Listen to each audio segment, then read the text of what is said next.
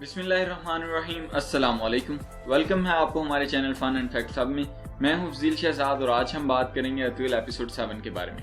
कारतवेगर कुर्दारो से कहता है, तुम्हारे बाप को बोला था कि कैदियों को मेरे हवाले कर दे, अब वो अपने बेटे को भूल जाए।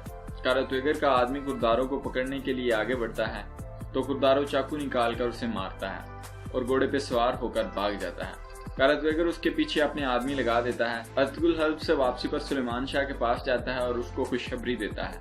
कहता है, हमें सरजमीन तो मिल गई मगर अभी बहुत मुश्किलात बाकी हैं। सुलेमान शाह खुश होता है, अर्तुगरुल से आराम करने का कहता है। अर्तुगरुल कुछ जरूरी काम का कहकर चला जाता है। खैमों से कुछ दूर एक दरख्त के पास हलीमा बैठी होती है और वहाँ अर्तुगरुल भी आ जाता है और उसके लिए हल्ब से आईना लेकर आता है। अर्तुगरुल हलीमा से कहता है कि मैं चाहता हूँ कि तुम अपनी खूबसूरती को खुद देखो। एकदम से हलीमा परेशान हो जाती है और बताती है कि कारतवेगर ने उन्हें अगवा करवाने की कोशिश की। अर्तुगरुल कहता है, जब तक मैं जिंदा हूँ तुम्हें कुछ नहीं होगा। दूसरी तरफ सलीबी किले में अलनूरा अपने बाबा को याद करके रो रही होती है तो तीतुश उसको कहता है कि तुम उनकी लंबी जिंदगी और सेहत की दुआ किया करो। किसी ने भी उनकी लाश नहीं देखी, क्या पता वो जिंदा हो एक दिन अपनी प्यारी बेटी से मिलने के लिए।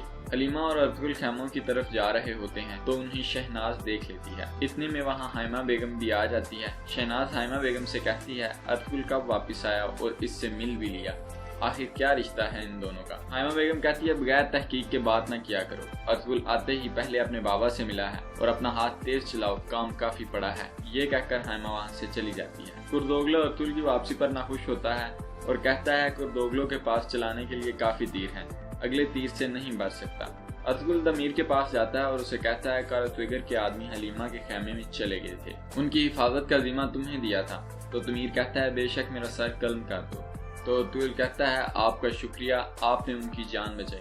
तो दमीर बताता है, उन्हें आफरीन ने बचाया है। दमीर अर्तुगरुल को बताता है कि हलीमा और उसका बाप यहाँ से जाने वाले ही थे, अगर हमला ना हुआ होता तो वो यहाँ से जा चुके होते। मारियो उस्ताद आज़म का खिदमतगुजार कबूतरों को दाना डाल रहा होता है।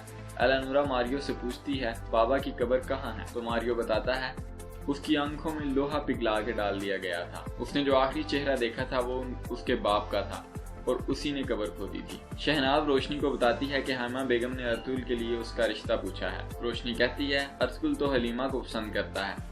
शहनाज कहती है, जब सुलेमान शाह कह देगा तो अर्तुगरुल इनकार नहीं कर सकेगा। दूसरी तरफ कुर्दारो जंगल में होता है। उसके पीछे कारतवेगर के आदमी फिर हमला करते हैं और कुर्दारो उनको मार देता है। टांग पे तलवार के जख्म की वजह से कुर्दारो से सही तरह चलने नहीं होता। वो अकेला जंगल से बाहर आ जाता है। पीछे से कारतवेगर के दो आदमी घोड़े पर सवार होके आते हैं और कुर्दारो पर जाल डालकर उसे पकड़ लेते हैं। कुर्दोगलो अल्पार्गो को बढ़ाता है कि हम हल्ब ना जाएं, ये बात वो सुलेमान शाह के इजलास में करें। इजलास के दौरान सब अर्तुगरुल से मुत्तफिक हो जाते हैं और कुर्दोगलो भी सहमति जाहिर करता है उनकी बात से। कुर्दारो को पकड़कर कारतवेगर के दरबार में ले जाते हैं। कारतवेगर कहता है, मुझे लगा था कि बस एक अर्तुगरुल ही बहादुर है, पर इसे देखो कैसे जख्मी हो के भी घूर रहा है। वहाँ पर हमजा को लाते हैं तो कुर्दारो हमजा को देखकर हैरान होता है। कारतवेगर हमजा को वापस भेजने का कहता है और साथ ये पैगाम भी कि कैदियों को वापस कर दे तो कुर्दारो को वापस कर देंगे। इसी तरह एपिसोड 7 इख्तिताम को पहुँचता है। एपिसोड 8 के साथ आपकी खिदमत में एक दफा फिर हाजिर होंगे। हमारे चैनल को सब्सक्राइब करें, बेल आइकन को दबाना मत भूलिएगा ताकि हर नए आने वाली वीडियो की अपडेट आप तक पहुँचती रहे। अगली वीडियो तक के लिए